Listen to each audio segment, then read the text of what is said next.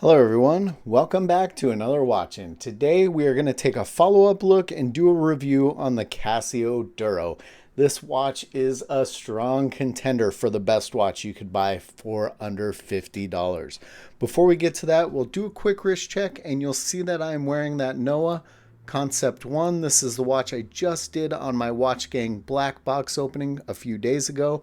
I am liking this one so far. Also, guys, if you're looking to sign up with watchgang, I have a link below. It'll get you some wheel spin points, me some wheel spin points, and if you're looking to save some money, I have links for Spinnaker, Aviate, and Ballast. And guys, if you're into old cars, make sure you click the link below to sign up for my other YouTube channel, Mileage Unknown. I'm always working on some old project cars. So today, enough of that.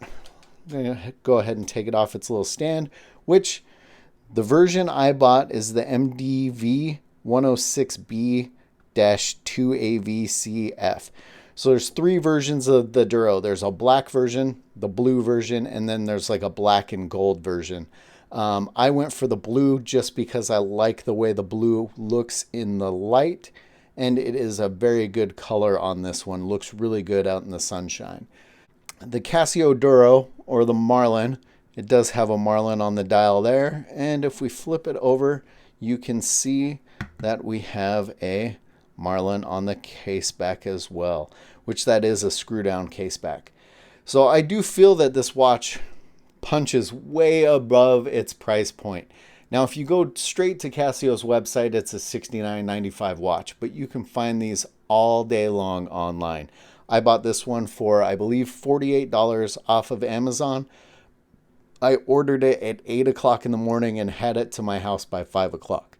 Now, there was taxes and everything else on top of that, but for $50, less than $50, this watch, in my opinion, is pretty incredible. So it is a 44 millimeter stainless case. It's 48 millimeters lug to lug, and it is 12 millimeters thick. Now, I have worn this nonstop 24/7 since I got it the other week. And when I finally did take it off, I found myself reaching for it again to put it back on. So that says something. When I have so many watches, this one I kept going back to. I like the flat crystal on this one. It is just a mineral crystal, but so far I have no damage incurred, and I wore this when I was working on cars. You name it, me and this watch have been through it in the past week and a half or so. So, I'm not saying that crystal's going to last forever, but so far it is holding up nicely. We do have a screw down crown with quick date set. This one does have 200 meter water resistance. 200 meter water resistance. The words fell out of my mouth right there real quick, which honestly, that alone is way better than watches I've paid more money for. Now, the style of this watch is a standard diver style watch, but, at $50, it beats out a lot of stuff in that same price point. Now, the strap, for me, I still feel, it's kind of rubber, but it's kind of plastic, kind of weird.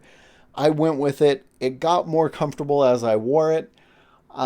This watch would lend itself very nicely to doing different changes as far as straps, and I think it would really change the look of the watch. I've never been a huge fan of kind of the accordion style at the end, which I guess I should have looked up, guys, and maybe you'll know in the comments below. What is the purpose of this? Now, some of the straps that I have that are softer do tend to have a little bit more stretch in that area. So, my thought was, if you're a diver, it's a way to be able to pull that over your dive suit, possibly, without having to resize everything. But on this watch, it's fairly stiff. I don't know that it would give you that extra pull, if that's the case.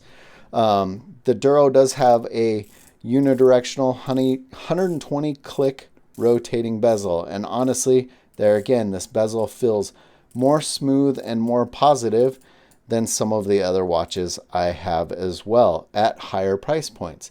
So there is a lot to like about this one. I have been very surprised at how much I liked it. Now, you can see right there, we've got, this is something I actually Like, believe it or not, we have Casio, Japan movement, cased in China. Okay. I like the fact that Casio is not trying to hide that. We get so much Japan movement, made in Japan, Japan parts, made in China. You never know. And honestly, even Swiss, you have Swiss made and made. It gets a little confusing and a little murky, where there's all these weird. So much of a percentage has to be made here or there to be able to be called whatever. The fact that this is their movement made in China doesn't bother me at all. I believe this is a Casio quartz module, and that's the movement itself there, that 2784. I didn't find a whole lot of information on the movement itself. It's said to be good for plus or minus 20 seconds a month. Now you can see the second hand lines up hit or miss. It's weird, and now I'm looking through my camera, so maybe it's throwing it off. But I've stared at it a few times. It seems like the second hand does line up pretty nicely with the indices on the outer ring.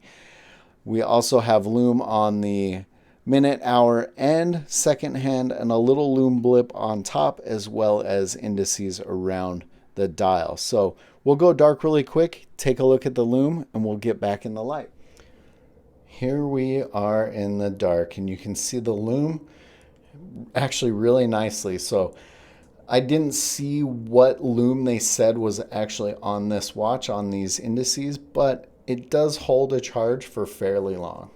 Are back in the light. One more thing I actually like about this one is the edge of the bezel is slightly, I don't know if you can even tell, but it's just rounded just enough that it makes a really nice, smooth, and soft transition. It's still easy to grab a hold of, but it doesn't feel rough or abrupt. It's just a nice, smooth transition. Let's go ahead and throw this one on wrist so you can see how it looks on my roughly 7-inch wrist and how much room is left on that strap. Now, even if I had a larger wrist or a smaller wrist, I would love to have this one and would easily swap out this strap for something else. At this price point, you know, it looks like I have plenty of room if I had a larger wrist and plenty of room if I had a smaller wrist on this one. But there is how the Casio Duro Marlin looks on my roughly 7-inch wrist. This hands down is way more than I expected out of this watch. Honestly, for $50, I did not expect to like the watch as much as I do. Let me know what you guys think of the Casio Duro in the comments below. I was surprised how many of you actually already had one when I did the box opening. And if you have a contender for the best watch under $50, shoot it in the comments below. Maybe I will buy another one and we'll do some comparisons. See if there's something that can knock the Casio Duro out in my mind. But for $50, I am extremely happy with this one. As always, guys, thanks for watching.